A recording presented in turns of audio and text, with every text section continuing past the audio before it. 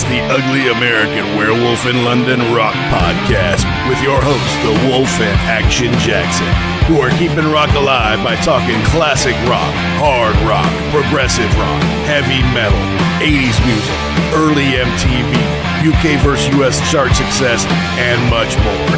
This is the home of classic album and live concert reviews and your place for interviews with artists and legends. You're rocking with the Wolf.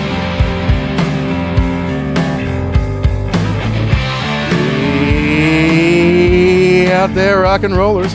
Welcome to episode number 212 of the Ugly American Werewolf in London Rock Podcast. Brought to you by me, your host, Mac B. the Wolf. And I will be joined, as I always am, by my partner in crime from the East Coast of the U.S., Mr. Gary Action Jackson. And we appreciate all those who tuned in last week for our hot take on the retirement of Nico McBrain from behind the drums in Iron Maiden. Nico really did help form their sound over the last 40 plus years, and we're very hopeful that Nico is going to stay on the scene. Maybe he can't tour, doesn't want to tour anymore. He did have a stroke last year, but we hope he sticks around and is still associated with Iron Maiden in some capacity. And as we said on the show, next summer we will be going to Sweden to catch Iron Maiden with their new drummer Simon Dawson. So a report will be coming on that next year, and I hope you had a chance to listen to that ep.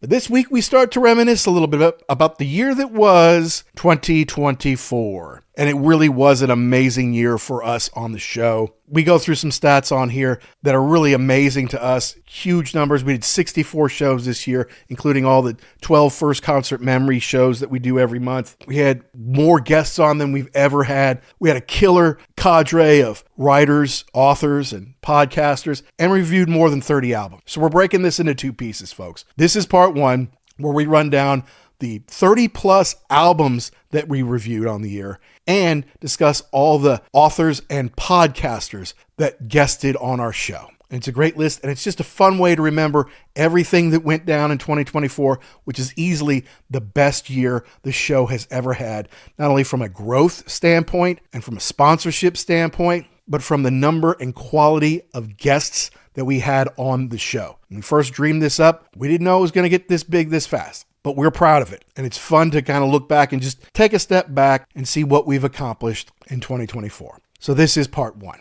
But first, we do have a little business to take care of. We are proud members of the Pantheon Podcast Network, a family of over 100 shows. You can learn more at pantheonpodcasts.com or follow on socials at Pantheon Pods. There is a way for you to invest in and participate in a crowdfunding experience for as little as $100. Check that out at pantheonpodcast.com.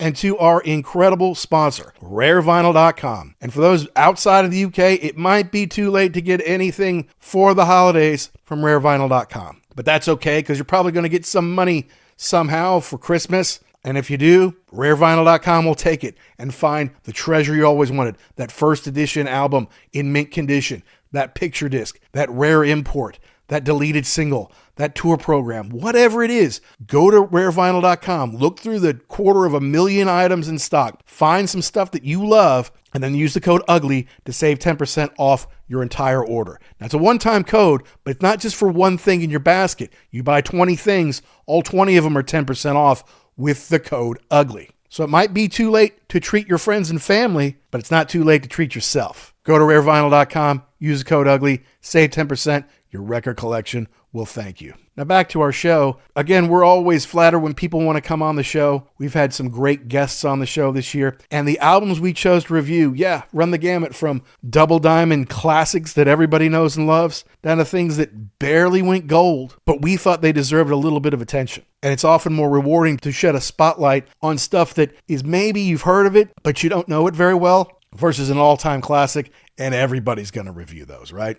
So let's go ahead and jump into it here. We're talking about the albums we reviewed and the authors and podcasters we had on the show in 2024 here on The Wolf.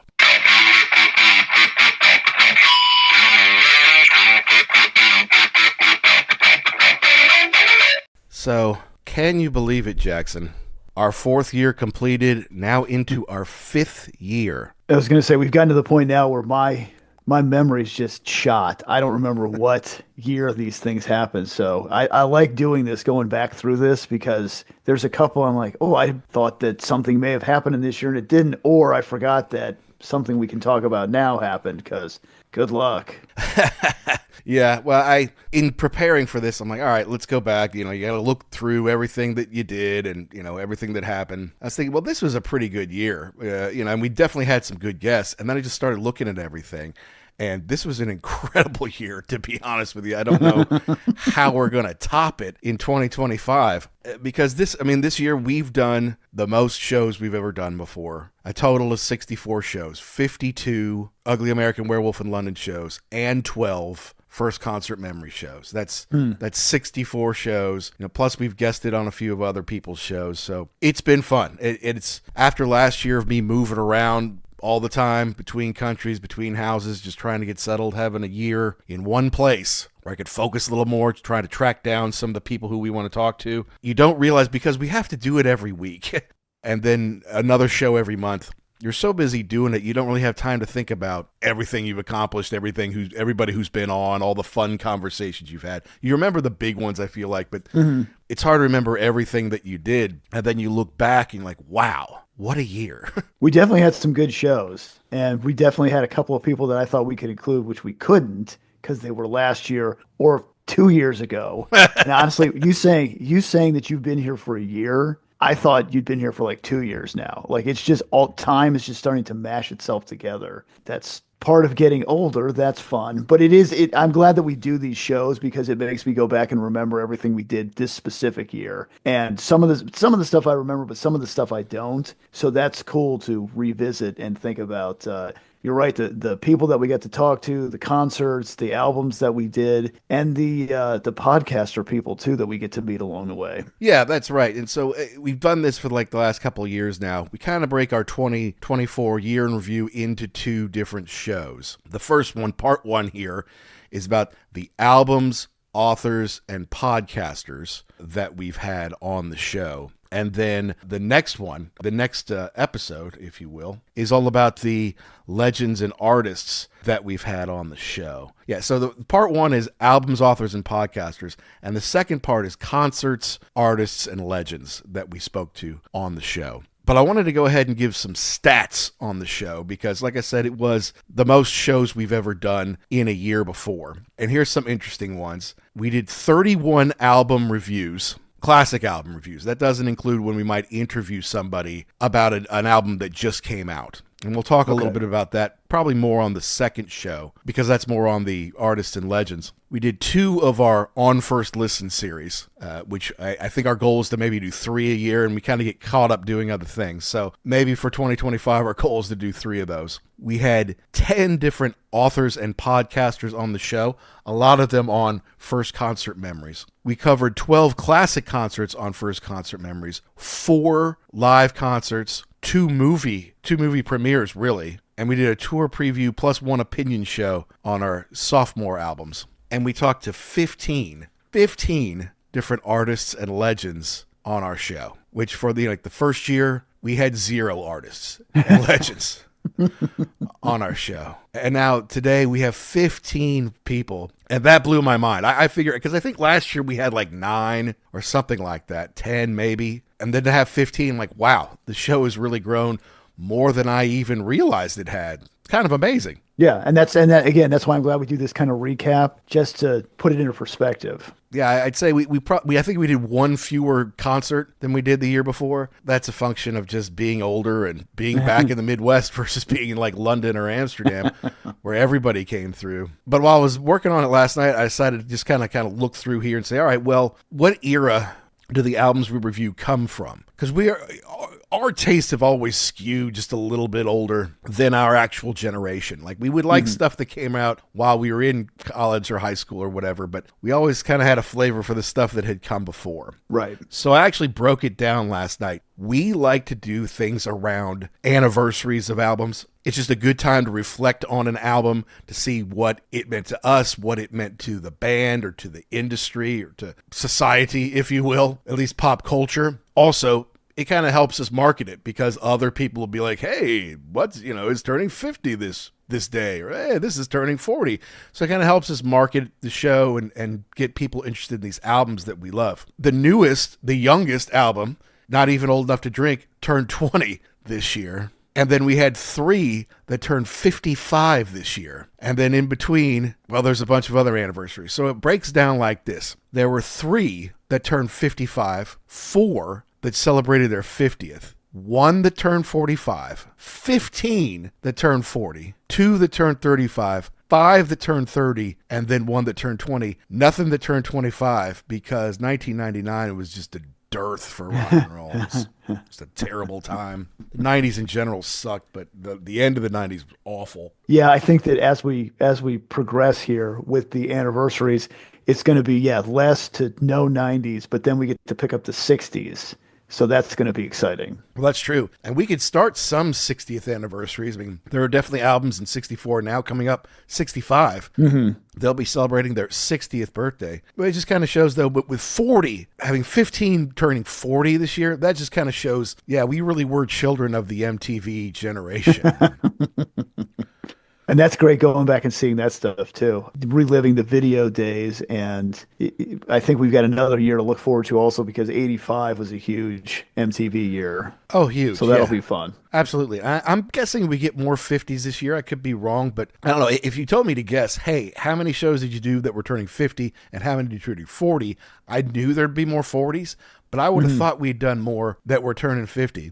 But the ones we did that were 50 were pretty big. I mean, talk about It's Only Rock and Roll by the Stones and Bad Company's debut and Kiss's debut. Oh, my God. And 461 Ocean Boulevard by Eric Clapton. Mm-hmm. But I know there's some good stuff coming up in 75. But 1984, I mean, it starts with 1984, Van Halen's 1984, when we knew that was turning 40. And it came out so early in 1984, in like the first or second week of January. That was just a killer way to start off the year. It's like, okay, let's get up and running here. What do we start with? We start with 1984. One of the most influential albums on us and on rock music, certainly from that era.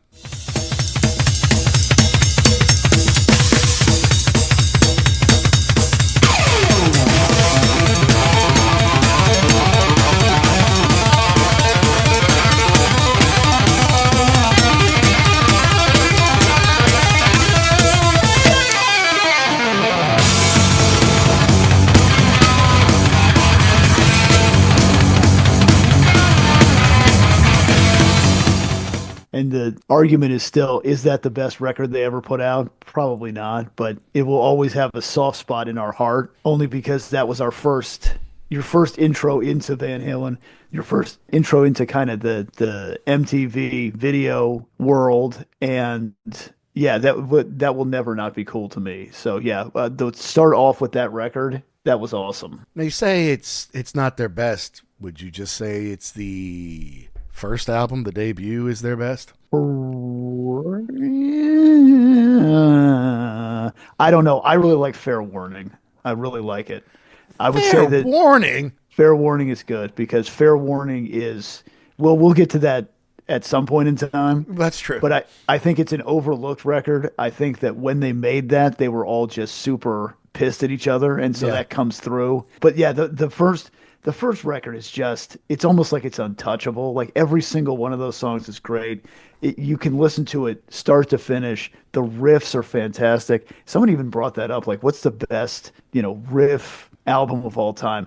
I'd have a hard time arguing against the debut from Van Halen because every single one of those is classic. It's true. It's absolutely true. So we did that. We start off the year strong with 1984. And then it was your suggestion, actually, to do Learning to Crawl by the Pretenders, which was turning 40 as well. And I got to tell you, that's one of the favorite albums that we reviewed last year. I'm in the same boat. And, you were talking about like, well, what are your favorite albums? There are a couple on here that I would say probably going into it, I would have, whatever.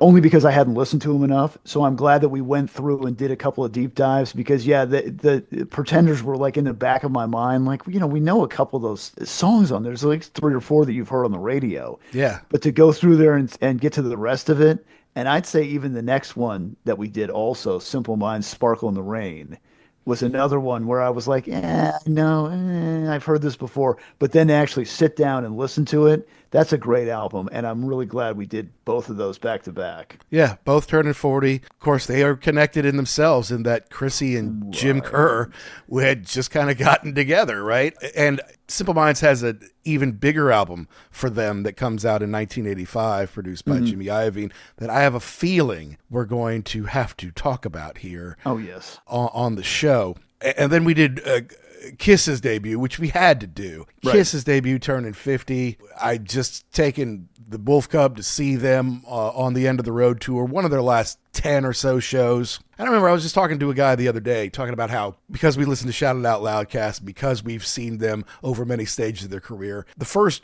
couple of times I saw the End of the Road tour, the cynic in me is coming out. You know, it's like, okay, I can hear the backing tracks on Paul's voice. His stage banter is tired, and it's the same every time. But I remember going to the last one because I knew, like, this is it.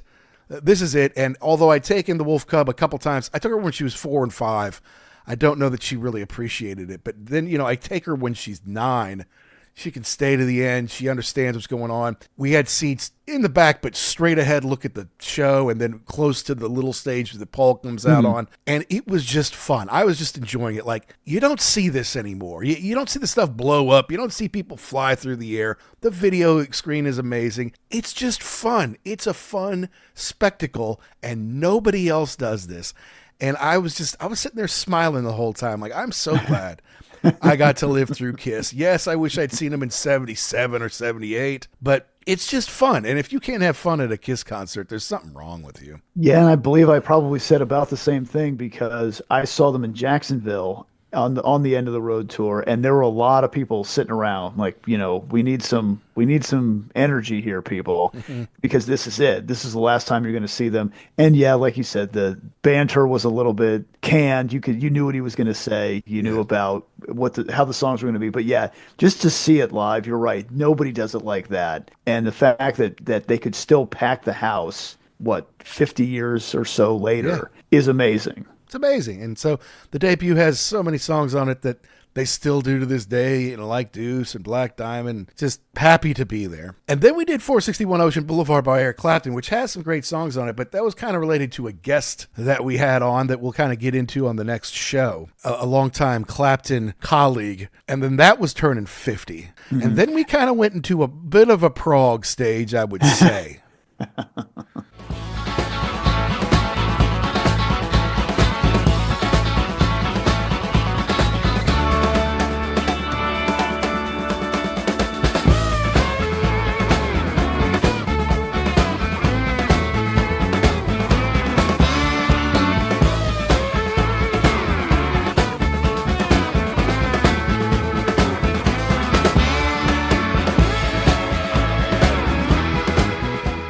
Well, you know, back to Eric Clapton real quick. I mean, that was a huge record for him because, as we discussed, he was gone for a while. Like, he was out of his mind on drugs. He was going through some hard times in his life. He went to the farm, got himself straight, put together this record, and you know, the Eric Clapton that we knew we got to know in the 80s and into the 90s with his, you know, blues stuff.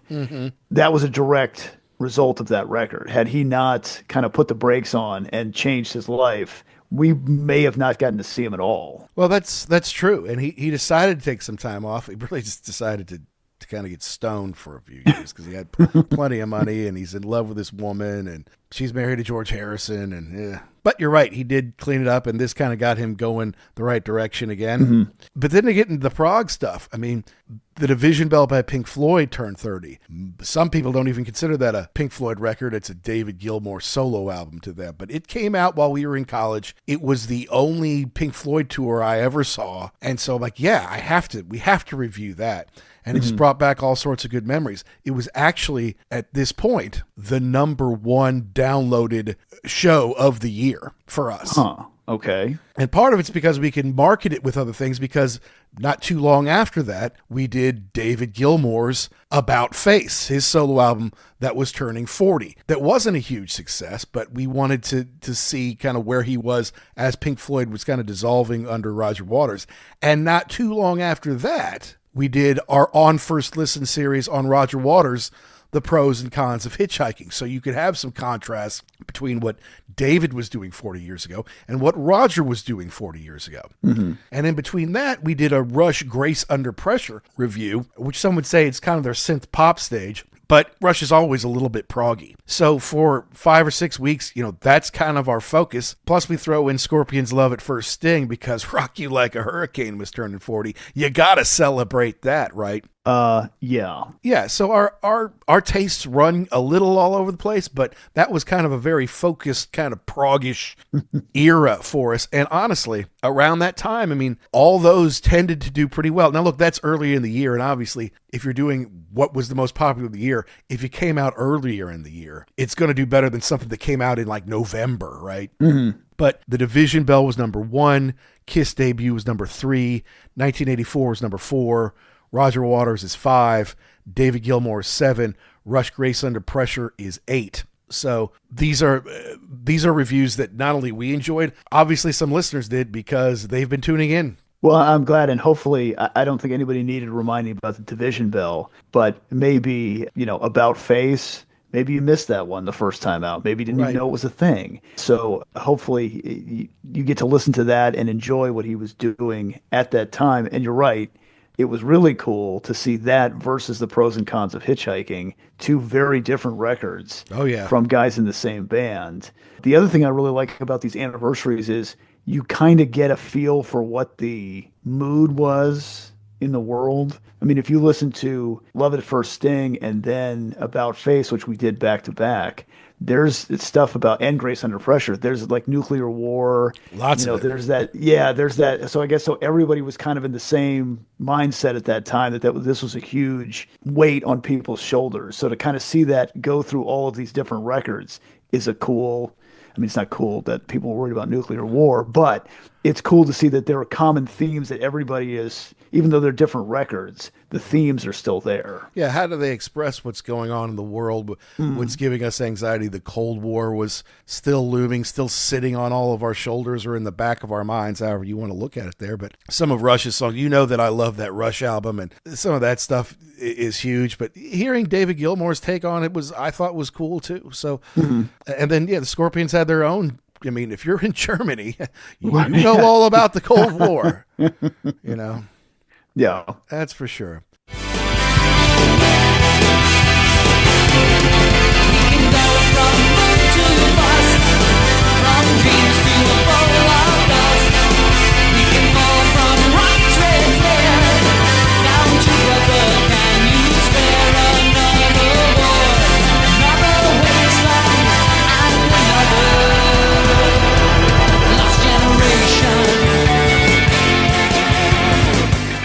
But then we moved on. Bad Company's debut. Bad Company's debut was fantastic.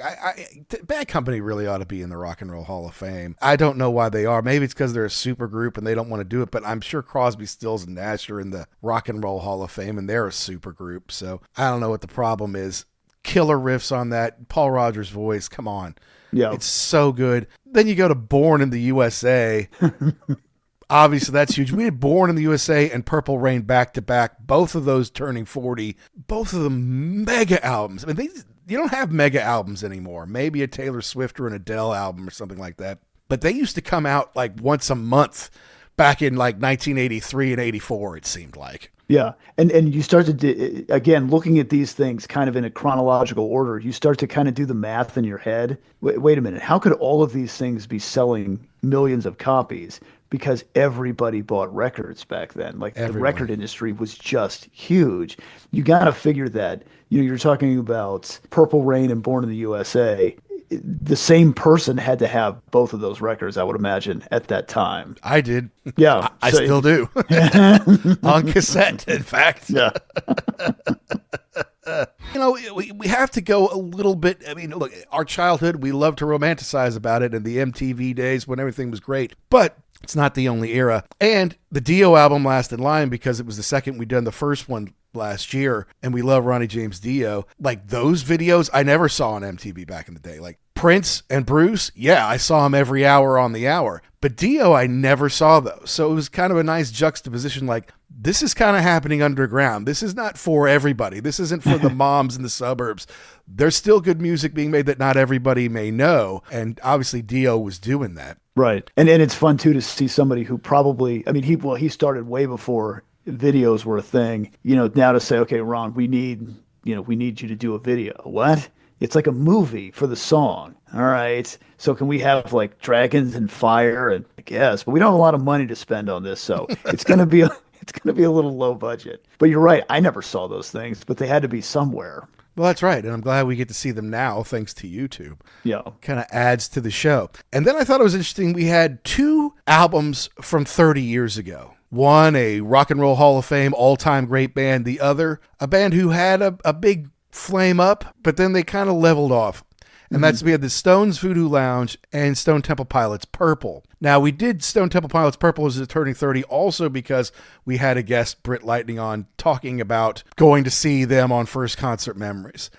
But we listened to that a lot. It was huge while we were in college, and it outsold Voodoo Lounge easily, something like 4-1 or 5-1, something like that, at least in the U.S. Whereas Voodoo Lounge, not my favorite Stones album, not my favorite Latter-day Stones album, but because there was a lot of anticipation for us after Keith's Main Offender had come out. We're like, oh man, this is going to be great. But really what was great about it is they went on tour and we got to see them on tour, right? I mean, that the album, going through it, I'm like, wow, Don didn't know what he was doing with the Stones. I know that grunge is going on and they have to change it somewhat, but no wonder Purple outsold it 4-1. And I thought it was interesting too, especially on that record, that we're now firmly in the CD age. So I would guess they would say, hey, you can't make 40-minute records anymore. They have to be longer. And this was like, I think this clocked in at 55 or 60 minutes.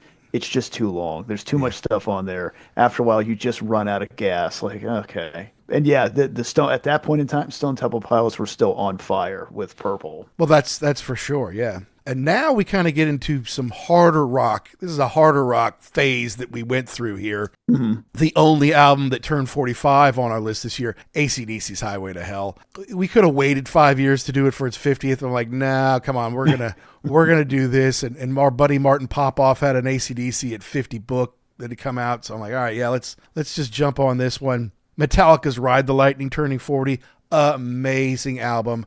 And it recently ended up on our show. Second album's 5 We Love, 3 We Hate. But you have to listen to know where it falls in the rankings for us. We took a little bit of a step back for a minute there for Blind Faith's only album, their debut and only album with Eric Clapton and Steve Winwood, Ginger Baker. That one holds a special place in my heart. It's obviously different from these hard rock and heavy metal albums that we're doing. Different time, different era. It's often overlooked just because the heavyweights in that band did so many other things that kind of pop up higher on the people's list. But I think it's a great, great album. And then we got into Oasis, definitely, maybe turning 30. Motley Crue's Dr. Feelgood turning 35.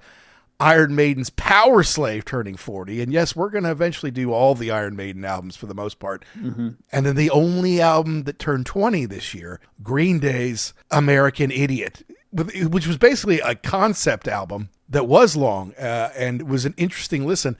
Shocking to me that it turned 20. So from AC/DC down into Green Day, with maybe the exception of Blind Faith, this is the hard rock heavy metal stage of the year for us. Then they said I should be my head. That to me was just a day in bed. I'll take my car and drive real far. You're not concerned about the way we are. In my mind, my dreams are real. Now we're concerned about the way I feel. Tonight, I'm a rock and roll star.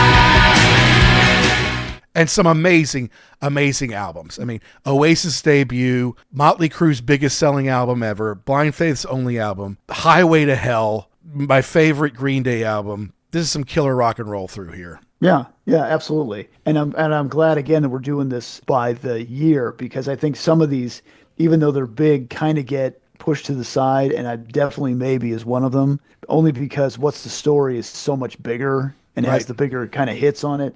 It was cool to go back and revisit this one, their debut. And kind of the same thing with American Idiot. You know, everybody like Dookie was the big one that's got the hits that everybody knows.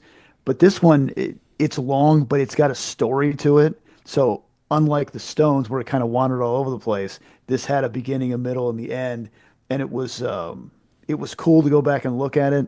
They made the Broadway show late years later, so you knew it had to have something, some substance to it. That's right. Yeah. And it did, it Yeah. was, and I wonder what those guys are feeling like these days. Cause it was very political. It's because we were going so conservative 20 years ago. And now it seems like we were so tame 20 years ago. But then we get into, I don't want to call it randomness, but just some different peaks and valleys here. For one, we did the Beatles Abbey Road as it turned 55. Now, we've mentioned before, we're not enormous Beatles fans, but the fact that I lived 40 yards off of Abbey Road for 3.5 years and got to eventually go into the studio and take a tour and listen to the lecture, I just thought, look, we've got to do Abbey Road. We just have to.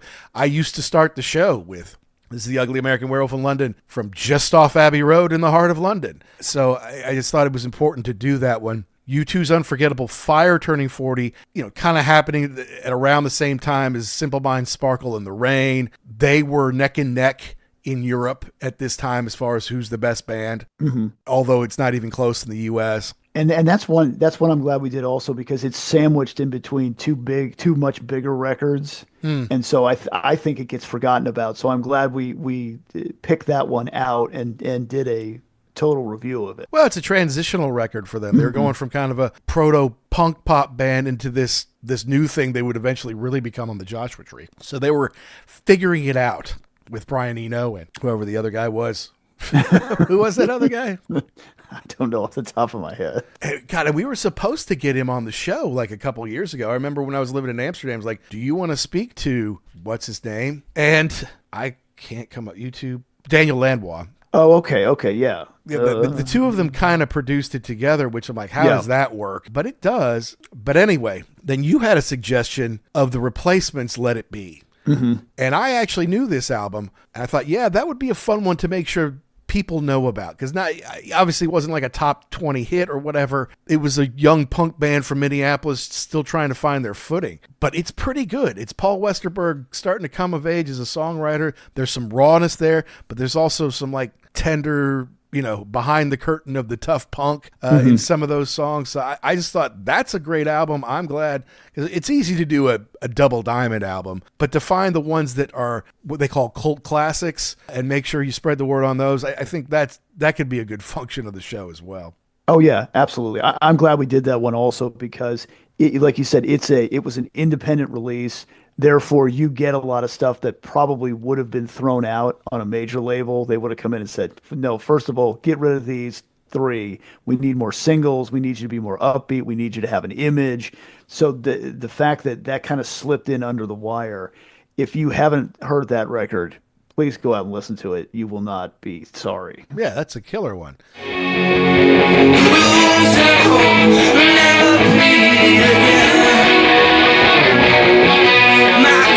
Is at its peak, you know what I mean?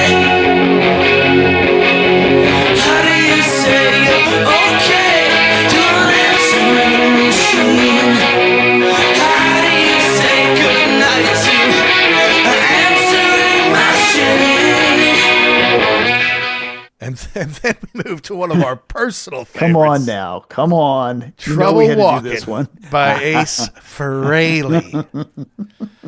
Oh, I love Ace. He is such a character. There you go. Perfect. I probably couldn't deal with him one-on-one on a personal basis. No. But that's okay. I just think that he's a goofball. He was soberish. He was in better shape during this point than he had been through most of the 80s. So the album came out, not so bad. But, I mean, his it's lyrics and singing. Yeah, it's Ace being Ace, and you're right. Like he even posts those like little clips on Instagram or YouTube or whatever. Of him going to the grocery store. Yeah, I gotta buy two of everything when I get here. It's just I can't deal with this Ace. Like you gotta stop it. He ought to have a reality TV show. It would be hilarious. And then you could do that, and then you could cut to the people that like have to put up with them, like the two different sides of it. Because I'm sure he'd be like, "This is the funniest thing ever." And like, "Oh my God, when Ace was doing whatever, I wanted to kill him because he wouldn't stop, and he was being." He never shows up on time. He doesn't know where he is. He doesn't know what he's supposed to be doing, but that's fine. Oh, good. God love you, Ace. I'm glad you're still around. And then we did, so to go from Ace Frehley to then King Crimson, this like serious progressive rock band with their atonal stuff. It was our second on first listen of the year, but it was actually one we recorded about a year before. It's good to have, as a podcaster who has a weekly show, it's good to have something kind of in the vault ready in case something happens. Like, okay, well, we were supposed to record, we had an interview and it fell through. We've got to put something on, or we have a family emergency. We've got to put something on. We don't have time to do something new. Thankfully, we stayed pretty much on top of our stuff. But because it was having its 55th anniversary, I figured let's just go ahead and pull it out. So we done it a year before. I think before we'd even had Toby Amies on, who was the director of the In the Court of the Crimson King documentary that we reviewed a year ago. So I think we did listen to it before we'd even seen the movie. Not really our style of music. Some people think it's unbelievable, but I'm glad that we went ahead and put that out. Yeah, I'm glad we did too, because I'm glad that we listened to it, kind of forced to, because we decided to do this, project on first listen. An album I'd always known about. Yeah, maybe had heard a couple of the tracks, but never sat down and listened to the whole thing.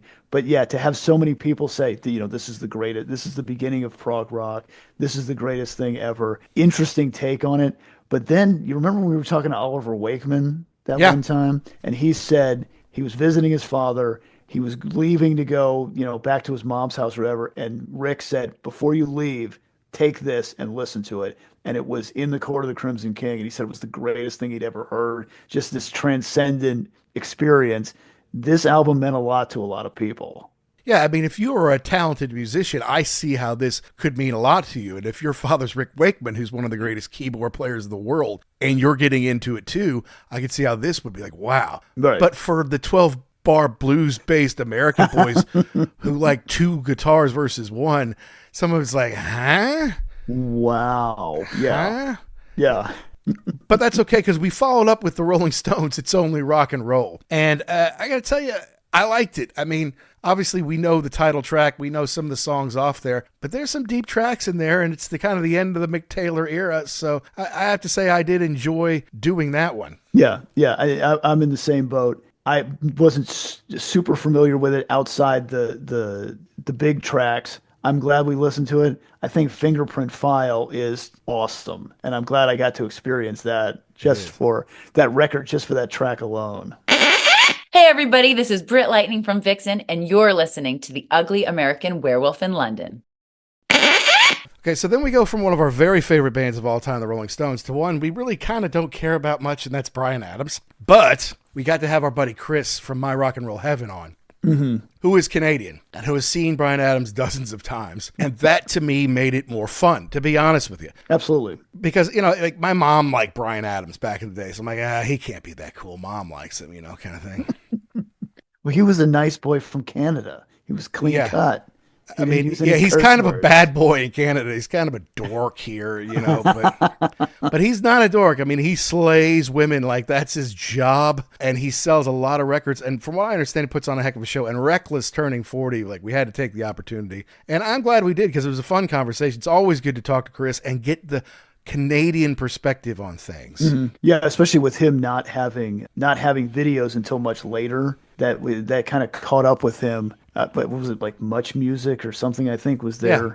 Was the Canadian MTV. Yeah, and just to hear his reverence for not only the record but Bryan as an artist was pretty cool. Because I think if it was the two of us, it would have been like, yes, the record's okay.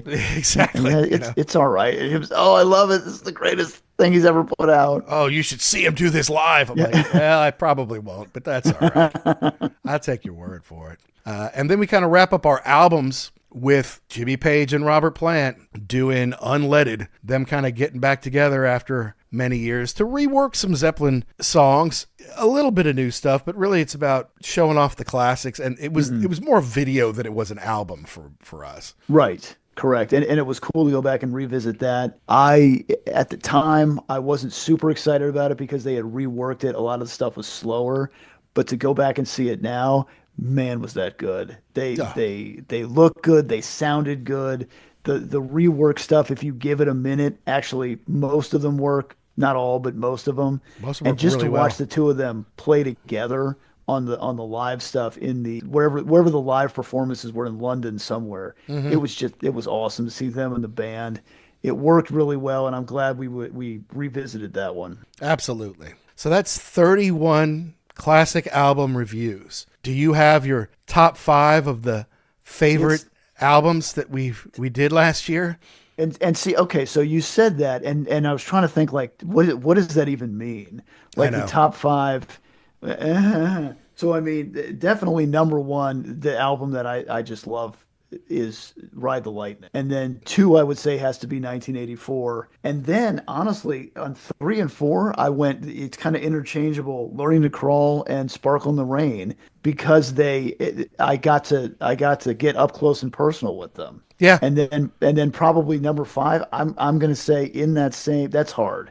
Only to do 5 because I love Let It Be from the Replacements for the same reason. Yeah. But man, it's only rock and roll. That jumped way ahead listening to that record. I hear you, and so I can start to grill you. You can't put Purple Rain in the top 5. You can't put Highway to Hell in the top 5. I'm like, yeah, I know it's not easy. I mean, and it's because again, I mean, I really did for Highway to Hell. Did I even really need to do anything? Not really. I've listened to that record so many times. I know. You can just walk right into it. And so I love that. But I think part of the fun of this show is discovering new stuff or discovering the whole thing of something, like It's Only Rock and Roll, like Learning to Crawl, or Sparkle in the Rain.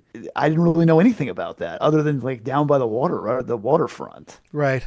Yeah. So, I mean, I'm with you there. And when you do an album that's not one that you know back to front, maybe you have a foothold with a song or two, but you don't know the whole thing, and then be able to go through and listen to the whole thing, like, wow, this really is something great. Part of that's newness, right? I mean, right. You don't put Highway to Hell on there because you've heard it back to forth 1,000 times. You heard it on the radio 1,000 times. So it's not the same thing to you. Mine was a little bit harder to do, and I can't even make out what one of these in my little chicken scratch even is. Oh, that's Lightning. Okay. Okay. So I had a tie at 5 between Blind Faith and The Pretenders. I really loved getting into that Pretenders album. Most of the time when we do these shows, I listen to the album a few times to prepare for our recording, and then I don't listen to it again because I'm already sick of it, or I've got other stuff I've got to listen to the show or whatever. Yeah. But The Pretenders I listened to for weeks after that, just because I didn't know it back to front like everything else. And I just thought, wow, this is such a good record. This should have been a lot more popular than even it was.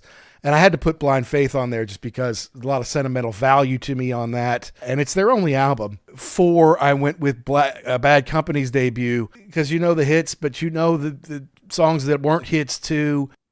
Number 3 for me was Ride the Lightning. I had to put Grace Under Pressure at number 2. Yeah. I just on Between the Wheels, I mean, that alone makes it so awesome to me. And of course, number 1 is 1984, because why not? But then, Tom and Zeus like, how can you not put the Kiss debut above something like Blind Faith of the Pretenders? Like, look, that's why we have our show and you have yours. Right. And I just find these more listenable. And a lot of that, as much as I love the debut album, some of those are better live on Kiss Alive or Live 2 or whatever. Whereas I think these were just so much fun to listen to. And I know that we've got, Once Upon a Time by the Simple Minds is going to have its 40th next year, Jackson. I mean, I think the Replacements have Tim or one Tim, of those. yeah, it's is going to be turning 40. it's going to be a big year coming up. This is going to be fun to do in 12 months, but it's really going to seem like about 30 minutes. We're going to be back here again in December of 2025. I know. All right, so those are the albums. And now we have to give some shout outs to the great podcasters and authors that we had on our show this year. There were 10 of them, which is an uptick from years past. And a lot of that has to do with our monthly show, First Concert Memories, which we debuted in 2023, and we put out on or around the first of every month. It's basically we ask guests to recall a special night in their lives where they saw one band, whoever it might be, for the first time. And then we give them 20 questions around like who it was, who were you with, why did you want to go, what was your favorite moment, things like that. And we don't always read all the answers on the show. It's not like we're tabulating everybody's answer to number 16 or 17. But we use them as guideposts to kind of see where the real story is, if you will. Like, is it really so cool, that you went to see U2, or, was it that you were with all your buddies and it had been raining all day and then all of a sudden U2 comes out and you're 3 feet away from them, like Marcus Goldman was for when they filmed Under a Blood Red Sky, so. And I actually had rankings for those as well. But, we started off first of the year was Marcus in the Darkest, Goldman from WMMR in Philadelphia and the Imbalanced History of Rock, talking about U2 live at Red Rocks, which is pretty amazing. I mean, it's great that these days that everyone has a phone, and so there's videos from almost every show, but it didn't used to work that way. And seeing that video on MTV and the VHS was huge for so many of us across America. And to have one of our buddies who was actually there, it was a hell of a way to start off the year. Yeah, and it was cool to hear his story. And the fact that we look at this after seeing the videos for a million years, think, wow, it would have been so great to have been there. But to have somebody who was actually there. I know. And the fact that it was just at that point in time, it was just another show to him. Like he said, he grew up there. You get the schedule and say, okay, yeah, we'll go to this one and this one and this one. And to have that firsthand experience is really cool. Just from a cool dude who still enjoys going out there. Now he's taking his kids to concerts. That's right. Yeah, that's right. Just like us, So yeah. That's really cool. And then we went to Stephanie Myers, who's our Pantheon sister also, just like Marcus is. She had a great show with her other friend Stephanie called Stephanie and Stephanie Talk Tunes. She is now the host of the Song Facts podcast, which is an amazing show, and they're about to have their end of the year wrap up here. But she's a huge Meatloaf fan, and hearing her talk about going to see Meatloaf, really as a kid, she was like 13 or something like that, 12 or 13. She's a little kid when she had this love for Meatloaf, and he had the big comeback with "I'd Do Anything for Love." So to hear our fellow podcaster and a woman who tells a good story tell that one, I thought that was a fun one as well. And that's really kind of one of the reasons I like doing the show, because to hear somebody speak about how she was in love with this artist that perhaps he had a comeback, but most 13-year-olds at that time were not into Meatloaf. So I remember when you set this up, I was like, what? Meatloaf? Like, was she like a family friend, or how was that a connection even made? No, she just heard the song. She loved it. I think she bribed her father or something into letting her go by doing extra chores or something.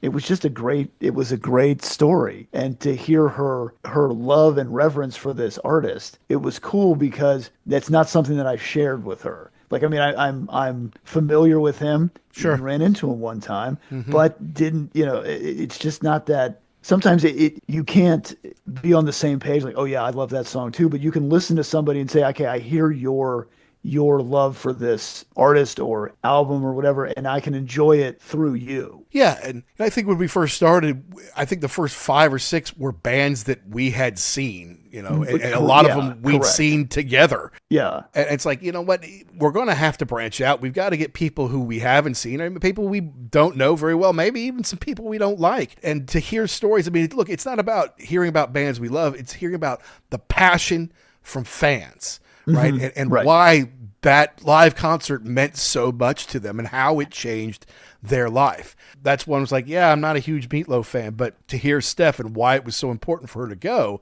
It's fascinating. That's a great story. Yeah. Now, a bit of an emotional one was when our buddy Brian from my weekly mixtape came on to talk about going to see Blues Traveler in New York City a few months after 9/11, and kind of on a whim, just like, oh, hey, Blues Traveler's coming. You guys want to go see him? Yeah, sure. And to go and be like, is it okay to have fun? Is it okay to laugh? Is it okay to dance? Weren't really sure exactly what to do. And then when everybody got into it, everybody realized, oh my God, yes, we need to dance. We need this so very badly. Mm-hmm. And it just kind of made me happy to be like, it's not just about partying and, I saw this band, we got wasted and it was killer. I hooked up with a chick. No, it's about the emotion and the healing that rock and roll can really provide. Yeah, and that connection that you get with the band for that time when they're on stage. Yeah, this was another one. I'm like, yeah, Blues Traveler, yeah, whatever. I'll listen to your story. But then when all the pieces fit together of when it happened, and to hear the story about how no, we weren't all at the Blues Traveler concert, but you had that moment after that incident where you said, okay, you were sad, it was tragic. But now you kind of have to move. Is it okay to move on with your life? I think that's something that everybody can relate to. That's right. Yeah. And Brian's got a 100th episode of my weekly mixtape coming up where you can hear me and a lot of other Pantheon podcasters talking about their favorite song. You should definitely tune into that one. And then we had our buddy Jesse Jackson. No, not that Jesse Jackson. Our buddy down in Dallas, Jesse Jackson, who runs the Set Lusting Bruce show. And he's done 1,000 episodes. Are you kidding me, Jesse? That's unbelievable. And he also runs a couple of other fun fan cast shows. But talking about the first time he saw Bruce, and I guess it was on the Rising tour. So it was tough because on the Rising, he did a lot of the Rising album. It wasn't just like greatest hits plus a few from the new one. It was like mostly Rising. But it was one of those cases where he never wanted it to stop. He would have stayed there for 5 hours if Bruce had played that long. And that's what you want to hear. Right. And that was an interesting story too, because he dragged his wife, or his wife begrudgingly went with him. Okay, right. I understand you're a huge Bruce Springsteen fan. Yes, I'll go to the show with you. I'll go and hear the hits, Born to Run, Born in the USA. And then you get into, no, this is going to be about 99% from this record that I've never heard before, that I'm sitting here. And so... Listen, honey, I'm really sorry he didn't play those things. But yeah, just another great concert story, and somebody who really is in love with the artist. They love the whole catalog. They'll go see him 100 times if you let them. It's a different experience, and it makes me appreciate an artist more when I hear somebody who has that kind of connection with them. I mean, I'm not going to tell you that I'm not a Bruce Springsteen fan. I mean, I'm kind of a casual one. I know I'm not familiar with his whole catalog, but to hear somebody talk about that, it makes me appreciate that. Good for. Correct. And if you could do 1,000 episodes on Bruce Springsteen, you must You're have kind some of a passion big there. fan. Yeah. And speaking of which, our friend Jerry from the Something for Nothing Rush Fancast, I think that they had basically stopped, or they'd mothballed it for a while. And then the guys at Pantheon said, no, you need to come join Pantheon and you need to kind of reboot it. And that's basically what happened. And they have a cool podcast. If you're a Rush fan, I think you'd be all over it. Their ratings are higher than ours. They've been going a little bit longer. And, we love Rush. And it was it on the Grace Under Pressure tour? Or was it the Power Windows tour? I think it was Power Windows. Okay. Yeah, I think you're right. And he was kind of like, yeah, okay, fine, I'll go. And then we saw them live. He's like, oh my God, this is unbelievable. This is so cool. And then, of course, he had to go see them many, many more times and start his own podcast about them. Yeah, to me on that story, the fact that, like you said, he was like, whatever. Yeah, if you guys want to go, I'll go. That's fine. You're kind of along with the crowd. But then the fact that they basically, after the show, just drove around whatever town they were in, listening to more Rush. That was the beginning of an addiction. Like you heard that and said, what have I been missing? I have to do this a lot now. Yeah. And people, you either get Rush or you don't, I feel like. Mm-hmm. And then if you get them, you're generally a huge fan like I am. And it just happened to him that one night. He saw them live, and then it's like, okay, now I want to listen to everything they've ever done. Yeah. And again, to have all that passion, to have this great podcast, also available on Pantheon Podcast for years now, just shows you the power of music. Like one show, and then your life is different after that. Mm-hmm. Now, I got to say, the most fun first concert memory we did this year was with Mick Wall, the legendary rock writer, probably best known for Kerrang! Magazine, but He's also a television presenter in the UK, and you could see him on a lot of VH1 behind the music kind of stuff here in the US. We had him on in 2023 to talk about his book on the Eagles, Life of the Fast Lane. And when we had him on, we said, okay, we'd like to have you back for our first concert memory show. He's like, yeah, sure, we'll do that. It took him a little while to get back on. He's like, I'll tell you what, I'm sorry it took me a while, but I've got a good story for you. And it was him covering David Lee Roth in 1988 for the 200th episode of Kerrang! And it was such a funny story. I'll just give you a couple details. It's basically him, David Lee Roth, a case of Budweiser, a bottle of Jack Daniels, a garbage bag full of weed, and a gallon Ziploc full of Coke for 15 hours backstage in Massachusetts. If you don't want to listen to it after hearing that, I don't know what's wrong with you. But it was a fantastic story. Even though the show is called First Concert Memories, it was very little about the actual concert. It was more about the backstage happenings over the, 15 hours that make that great. Even though he said it was a great show, he had, and apparently Roth was much more of a showman than even I gave him credit for, with boxing rings hanging from the ceilings. Yeah, came across a surfboard across the whole crowd. That's amazing. Yeah. To hear him tell that story, just very matter of fact, like, not like, well, of course I was talking to David Lee Roth. It was more like, I can't believe this is actually happening to me. It's yes, please go and listen to that. You will not be disappointed. Fun story. And a legendary rock writer. He's written 24 books on some of the biggest bands ever. Metallica, AC/DC, Iron Maiden. Helped Dio write his book. Just fantastic. We mentioned a little bit about Chris from My Rock and Roll Heaven doing Reckless with us. It's actually the third time he'd been on the show. He's done 2 Ugly American Werewolves and now 1. It was 3. It was 3 Ugly American Werewolves. He did Appetite for Destruction with us way back when. He did his personal review of the stadium tour after you had seen the stadium tour as well. And then he came on to do Reckless at 40. Super guy. He used to have his own podcast. I think he's maybe working on something he could do again. But you see, Rock These Tweets. He does a lot of great stuff on Twitter of the charts back in the day, and a lot of anniversaries. On this day, they released this album, or this album hit the top of the charts, or they released this single, or whatever kind of thing. And it's great for the memories, especially the 80s. That's his sweet spot. And I definitely encourage everybody to check out Rock These Tweets or My Rock and Roll Heaven. Always good to get the Canadian perspective. Oh, but love is cold. Wouldn't hurt her if she didn't know. 'Cause when it gets too much, I need to feel your touch. I'm gonna run to you. I'm gonna run to you. 'Cause when the feeling's right, I'm gonna run all night. I'm gonna run to you. But then we welcome another one of our first-time brothers of Pantheon, Jason, from All Things Blues and Southern Rock, which is a killer show, and they have a lot of great artists and interviews on that show. And, of course, we asked him to do the Black Crowes the first time you see them, because that's his favorite band. He's seen them more than 20 times. So talk about the first night he'd ever seen them, I think was a fun memory for him to recall. Mm-hmm. And a band that, honestly, I didn't really like the Crowes much until I saw them live. And I'm like, okay, now I get it. They actually do kick ass live.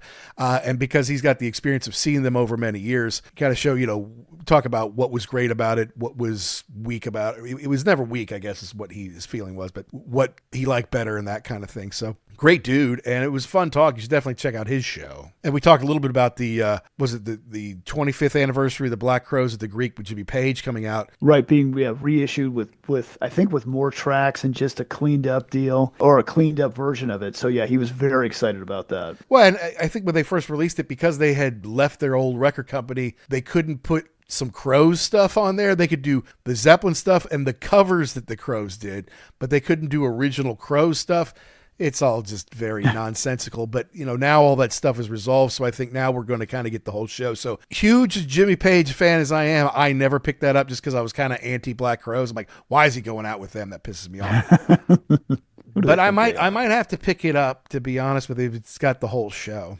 Now, a really cool one that happened not so long ago was our interview with author Mark Blake, who also is a longtime rock writer, has written for many magazines and publications, and done, a killer book on Queen and Pink Floyd. His new book, Dreams, The Many Lives of Fleetwood Mac, came out. And I'm like, I like Fleetwood Mac. I'm not like a huge Fleetwood Mac fan. Again, it was someone who my dad really liked. So I'm like, okay, if dad likes it, I don't really want to know. Plus their 80s stuff was, well, it was all either Christine or Stevie. It is kind of very girly. Yeah. I didn't know Rumors very well in the 80s. I was totally unaware of the Peter Green kind of blues era in the late 60s and early 70s. And this book covers the whole thing. And it covers the relationships of all the band members. It covers everybody who comes in and out of their orbit. It covers the songs and the albums and the tours and the legal disputes and all that kind of stuff. And it's broken into small bite-sized chunks. Honestly, I think it's a good companion to listening to the music. Like, you might want to read some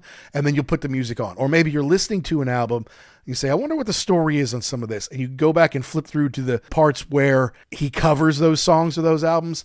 Mm-hmm. I think it's a great read. I did get one for somebody for Christmas, just in case they're listening. I won't tell them who, but it's a great read. I suggest everyone to pick it up, but it was a fun conversation with Mark. Yeah, definitely one of those ones where it came up. Hey, you can interview this guy on this Fleetwood Mac book. Man, Fleetwood Mac, I kind of know the whole story, right? They had a big record. Rumors came out. Yeah, Lindsay and Stevie were dating, and then they broke up, and that was a big deal. John and Christine were married. Yeah, I mean, I kind of already know this story. No, you really don't. There's a lot more there. There's more than I ever knew. Again, the Peter Green stuff is fascinating. Even if it was just that, would have been great. And he mixes in the personal drama with the songs, which we really love. I love breaking down song by song. So you're right. You can actually just even read the part about the record you're listening to and get a better understanding. And, you get the added bonus of people sneaking other people into hotel rooms and concert venues, because if the other person saw them, they would go insane and throw things around. So I don't understand how that band even operated, but yeah, there's a lot more there than I thought. But they had this pull towards each other. It's like, okay, no matter what stupidness or craziness is going on, the band comes first. Correct. And they just soldiered on. It's kind of amazing. It's a great story and a fantastic read. Yeah. And then our last podcaster guest is Christian Swain, who is the CEO and co-founder of Pantheon Podcasts. And we'd had him on before, and he's the host of Rock and Roll Archaeology. We had him on to talk about, look, we communicate all the time with stuff that's going on in Pantheon, and he basically said one day on our communication system, he'd been to like 700 or 800 concerts in his life, because he grew up in LA and then eventually moved to San Francisco, and there's nothing but music in those towns. Plus, he's a musician, so he's played hundreds of shows as well, and he's kind of in the industry, so he gets to go to a lot of free stuff and, has access. So I'm just like, okay, give me one, Swain. Come on First Concert Memories and give me one. And he chose the MC50, which was Wayne Kramer taking out an all-star band of hotshots to celebrate 50 years of the MC5. And I thought it was an interesting choice, but it was that Wayne had just recently died, and he told the story about how he had interviewed him on Rock and Roll Archaeology and then, had the chance to go see him. So I appreciate it. Plus, I never saw the MC5, and they weren't around much while we were growing up. So to hear somebody who was passionate about it, was kind of a lifelong dream come true, and he'd already been to another kind of mellow show earlier in the evening. So he goes to this one and jumps in the mosh pit and throws his hands in the air. And he's like, he's a teenager again, right? I'm like, I'm not 50 some odd years old anymore. I'm a teenager again, and I'm just loving life. And that's what live music is all about, right? Yeah, I thought it was interesting when he said that, because like you said, he's been to a million shows. He could have picked anything. So it really came through that he understood how big that was for him to be there that night. Because I think there was some point where he was on the fence about, like you said, he'd already been to a show. Well, kind of tired. It's a school night. No, I really need to go to this. And running into a friend of his who he hadn't seen for a while, and it shows you the connection that people have with music. And yeah, just to hear his reverence for the artist and the material was really cool. For somebody who could be jaded at this point in time. Yeah, you've seen one show, you've seen them all. You really haven't. Each one is a unique experience. That's right. That's right. And so I love the passion that he brought for that. But that's that for now, Jackson. I mean, that's 31 album reviews and then 10 podcaster and authors coming on the show. And next time we're going to talk about our concert reviews and then the many artists and legends that we had on this year, which is going to be an amazing part too. It is, because they're both all over the map. We've got some people who are definitely legends, heavy hitters, and then we've got some people who are maybe up and comers. That's right. That are. It was fun to get to know these people just for a couple of minutes. So yeah, I'm excited about part two. Part two will be great, but I got to give a shout out to a very recent show that we did on second albums, sophomore albums. We took a tack to do 5 that we love and 3 that we hate. We both picked sophomore albums by bands that we loved and then a few that we hate. And it was so much fun to record that. And it was even editing it was a lot of fun. Editing it is a labor of love. But I had a lot of fun editing it. Just be like, this is fun. And I know to use the word hate, that's not really what we're about. But there's some albums that are overplayed or that we just never liked in the first place and other people did. And it's just our opinion. We're not talking about the best and worst. We're talking about stuff that we love and we hate. And I think you'll hear us having some fun and it's a little bit of a therapy session for you, Jackson. You got some stuff out on that show. Yeah, I really did. I kind of tapped into, like you said, hate. I don't hate anything. Wait a minute. Yeah, I really do hate these things. I'm actually glad for 2 people who were at one point in time accused of having the same brain that we actually came up with different albums. So that was fun. A couple of different ones anyway. Well, yeah, there's a little overlap. Some of the same, some different. But there was a school of thought when I was thinking about this, like, this show is really going to suck if we have maybe not the 3 you hate, but the 5 you love. If they're all going to be the same, this is going to be a very interesting one-dimensional show. But it wasn't. No, it wasn't. It was great. It was a lot of fun. All right. Well, until next time then, Jackson, I mean, the legends, the up-and-comers, the people who we love and admire, the next show's going to be, it blows my mind how much we've grown the show that we can get some of those folks on. Yeah. And I don't want to, let's just leave it at that because it's going to be a fun conversation.